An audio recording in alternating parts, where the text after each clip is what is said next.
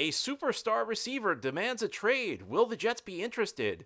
The Jets also make a surprise re-signing on the defensive side of the ball and bring in a linebacker for a free agent visit. We'll talk about all of this and more on today's episode of the Locked On Jets podcast.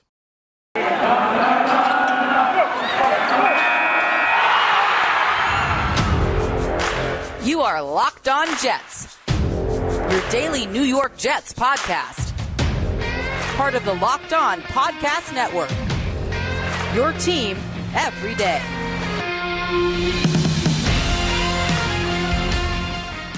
Welcome. This is the Locked On Jets podcast, part of the Locked On Podcast Network, your team every day. It is Thursday, April 21st, 2022, and I'm your host, John B. from GangGreenNation.com, and I thank you for making the show your first listen or your first watch every day. We are free and available on all platforms, including YouTube. If you like what you see or hear, hit that subscribe button and you'll never miss an episode. If you're watching on YouTube, please give this episode a big thumbs up. Well, most of the focus is on the NFL draft, which begins a week from today. After a long offseason of waiting, we are almost there. But we have a lot of news to discuss on the pro personnel side today. And we're going to begin with the top story, not just for the New York Jets, but really for the NFL, because it sounds like in an offseason that's seen plenty of player movement, plenty of big contracts given out at the receiver position, there could be another star receiver on the move. Now, you probably noticed if you're watching on YouTube today that I have a different background than I did yesterday and Tuesday and Monday. I was actually in San Francisco earlier in the week. Tuesday was my birthday, so I was visiting family. So I'm going to take credit for this because Deebo Samuel, while I was in San Francisco, demanded a trade. Samuel is a first-team All-Pro this past season at the receiver position. With the big contracts that were given out at wide receiver this offseason, it's completely reset the market. He's eligible for an extension for the first time this year, coming off a season where he had 1,400 receiving yards, 1,700 yards from scrimmage, really his breakout season. He's not happy with San Francisco, and he could be available in a trade. And I'm sure everybody's wondering, I'm sure if today was the mailbag, the first question everybody would have is, should the Jets trade for Deebo Samuel? I can give you my perspective, and that's absolutely. Now, listen, there's always a price that's too high for a player. We'll call that like the Jamal Adams price, where Seattle gave up, remember, a couple of years ago when Seattle gave up that crazy package for Jamal Adams, and it was just a complete overpay. Every player has their price. But for where the Jets are as a franchise right now, that price is pretty high for Deebo Samuel. And here's the thing, it's just such a perfect fit on so many levels. The Jets are running an offense that's based on the offense San Francisco runs, based on the offense that he broke out in. And they have roles for him. Deebo Samuel's kind of a guy, he's a bit of a hybrid type player. You know, he's part receiver, part running back. Although I think the running back part's a little overstated because, again, he had 1,400 receiving yards last year. But the Jets kind of have a role in the offense that would fit Deebo Samuel well. I've referred to as kind of the running receiver or receiving back role. Guy you try and get the ball in space. You try and manufacture touches for him in numerous different ways. And Samuel's obviously a guy who can line up in the slot. He can line up in the backfield. He can line up outside. You can run screens for him. You can, toss him the ball. There's lots of different ways you can get him the ball. And that would give you like a third weapon to use in this way because you have Elijah Moore and you have Braxton Berrios. And these are the types of plays that really simplify things for a young quarterback because you want Zach Wilson needing to stand in the pocket and scan the entire field as infrequently as possible because it's tough to do. It's especially tough to do for a young quarterback in this league.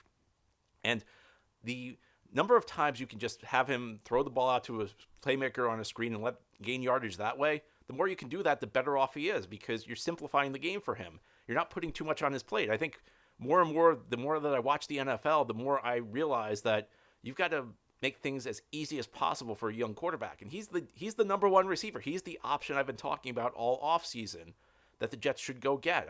I've been saying this all offseason. The Jets need to get a big-time receiver. This is the guy. Everything about this to me matches up so perfectly. And, I think if we're going to be objective here, you can talk about how he's handled other positions, and maybe he deserves some praise for some other things he's done. If we are just talking about the wide receiver position, so far this offseason, I think Joe Douglas has done, frankly, an abysmal job. He's completely misread the market. He didn't see where things were going, passed up some opportunities that were there, struck out when he tried to make the big deal for Tyreek Hill, who I'm questioning whether he was that great of a fit to begin with. I mean, there were some issues with Tyreek Hill that made me question whether it was a wise idea for the Jets to be trading for him. And it's not just the fact that they did not land a top-end receiver. The depth is horrible, too. I mean, we're one injury away from Jeff Smith playing significant time. That's not acceptable for a second-year quarterback. But the beautiful thing about the NFL is that even when you mishandle things for like a month and a half, there's always another opportunity that comes along. And I'd equate this to like maybe a baseball game where we're in the 8th inning and Joe Douglas is 0 for 4. But if he gets a home run here, all will be forgiven. We've had maybe 5-6 weeks of really bad management of the wide receiver position.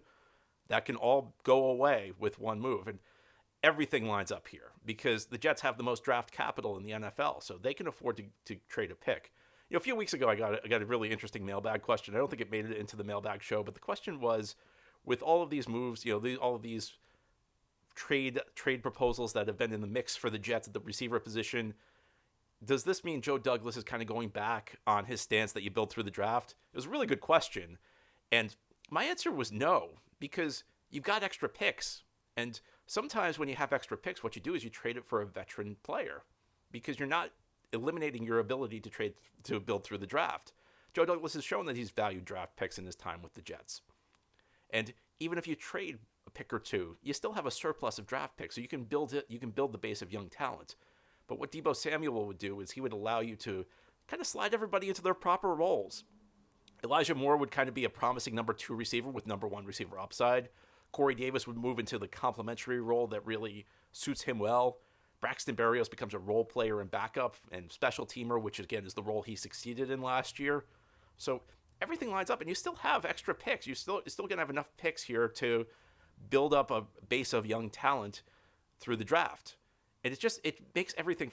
It would completely change my expectations for the season. The AFC this offseason has kind of become an arms race, especially at the receiver position. You see every team making big-time additions.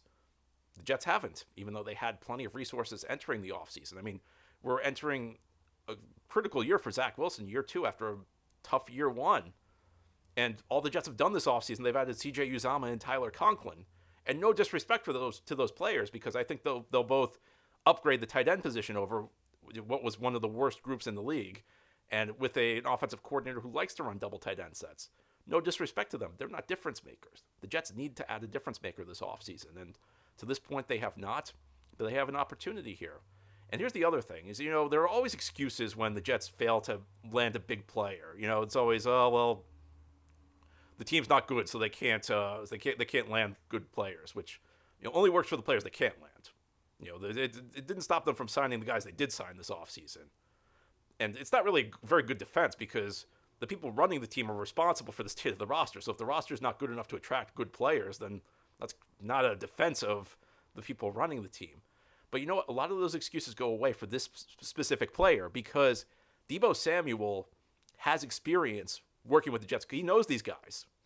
And that gives maybe the Jets, that kind of takes that off the table.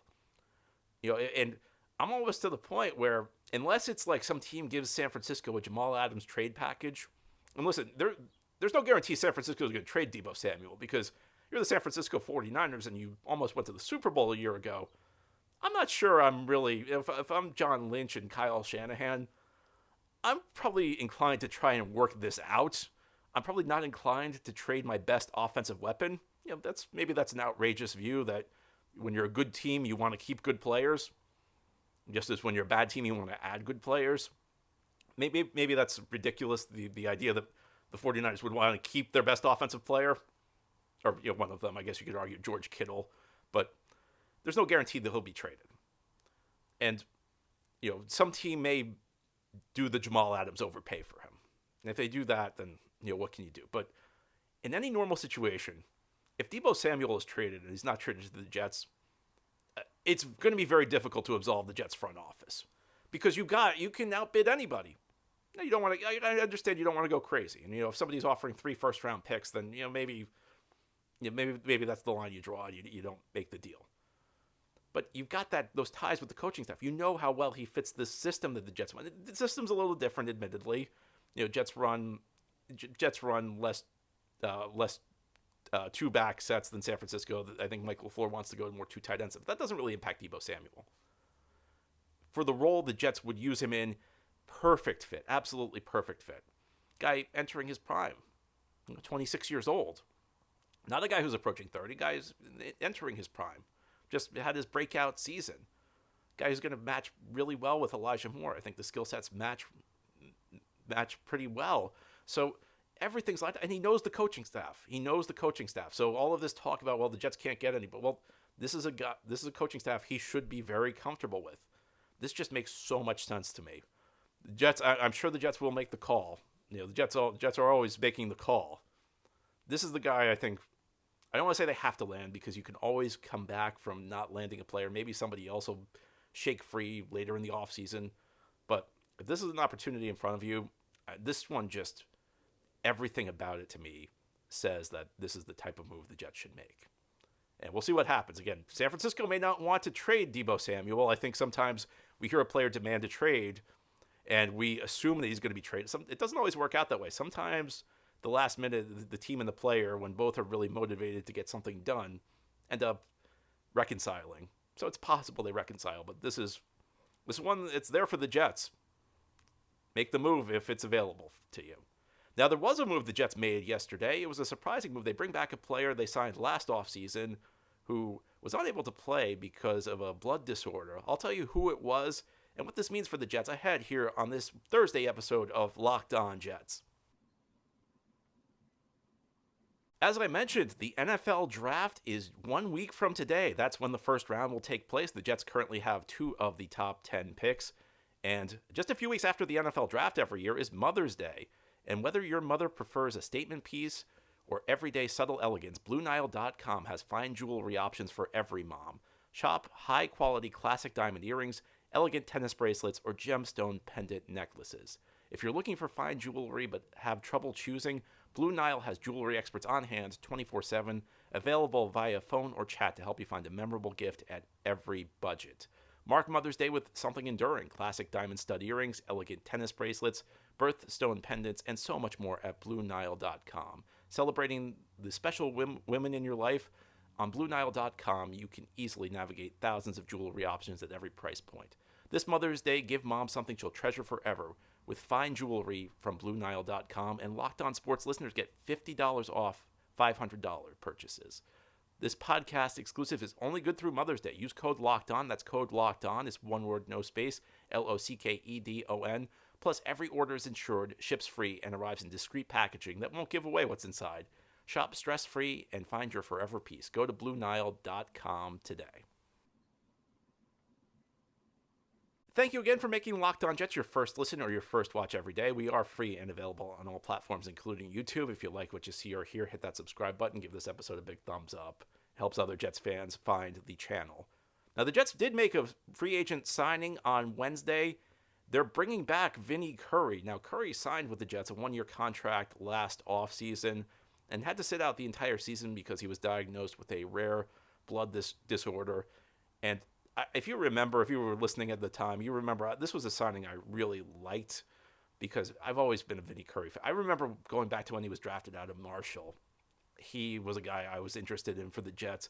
In fact, his career with the Philadelphia Eagles got off to kind of a slow start, and there was some bust talk about him early, and I remember thinking maybe the Jets could get him at a low price. So this is a guy, whenever he's been a free agent, I was interested in him.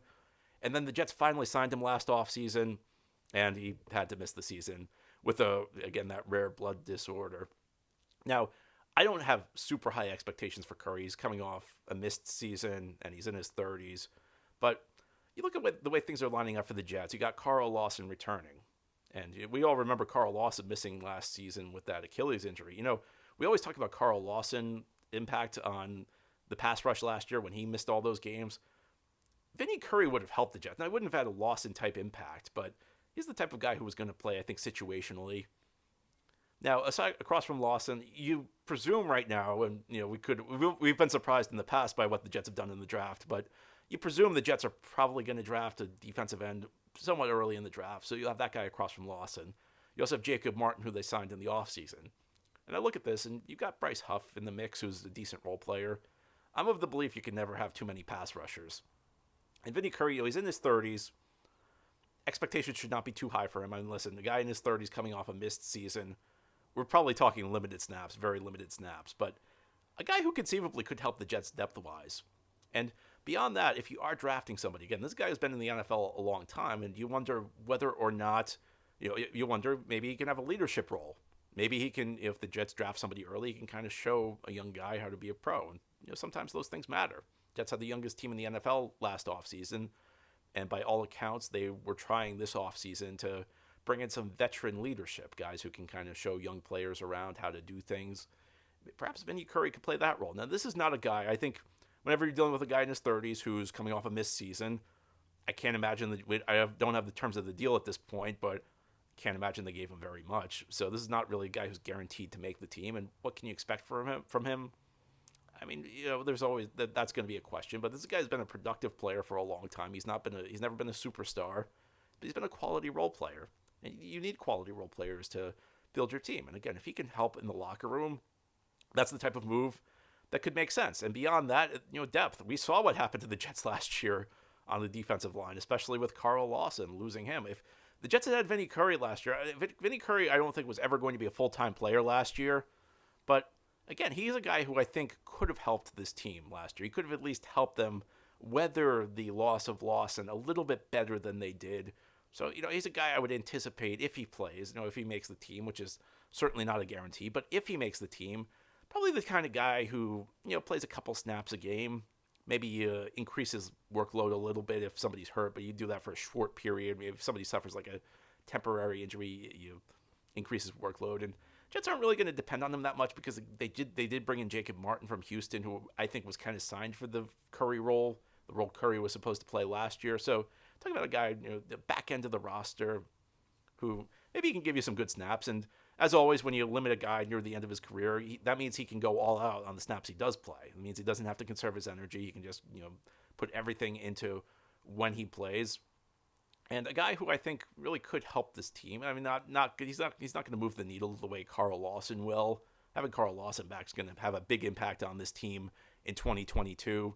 Perhaps an early draft pick, especially if the Jets pick a defensive end at 4. That's the type of guy who could have a big impact on the team in 2022.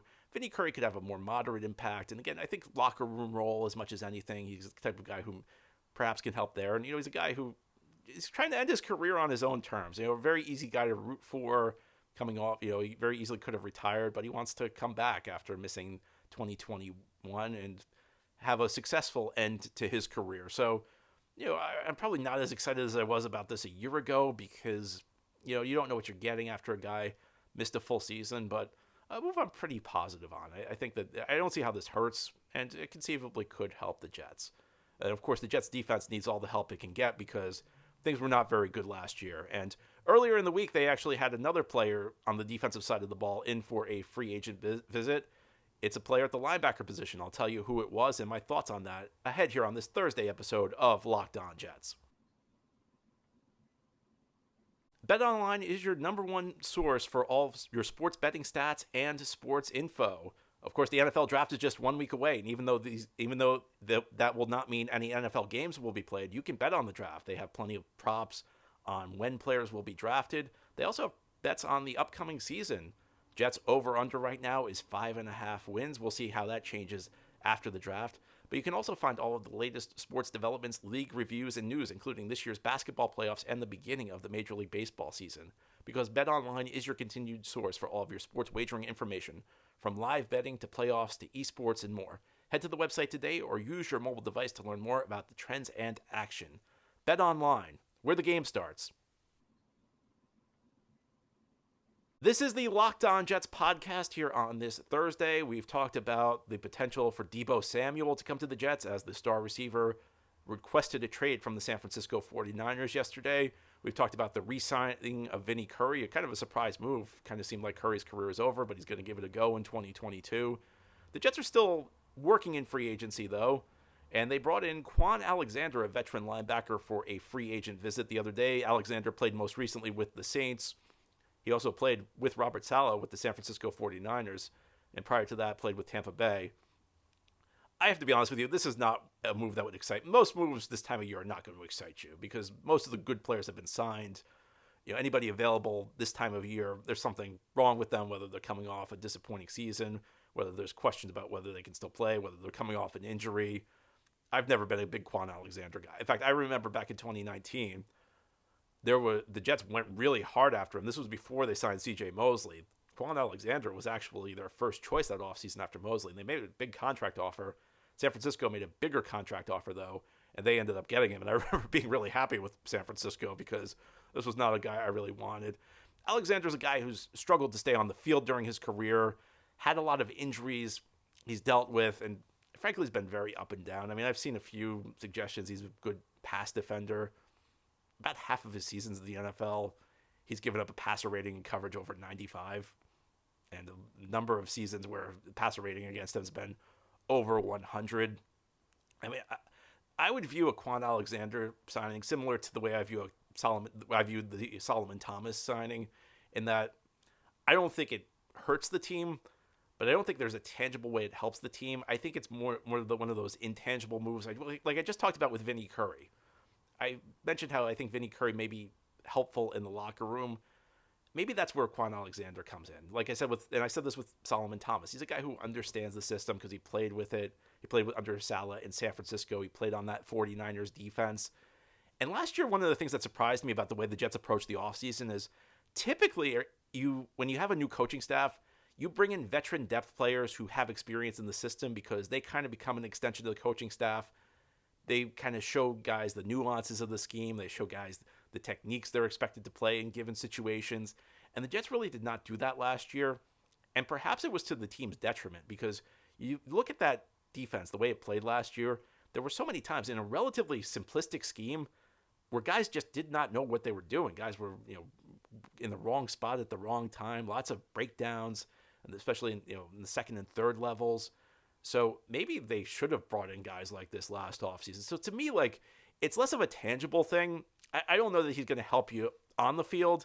I think if the Jets were to sign him, and it's not clear they will, but if he was to sign with the Jets, maybe it would just be helping them to implement the defense a little bit better than they did last year. And of course, you have some young guys at the linebacker position. You have Sherwood and you have Nasruddin, who, guys who are converting to linebacker.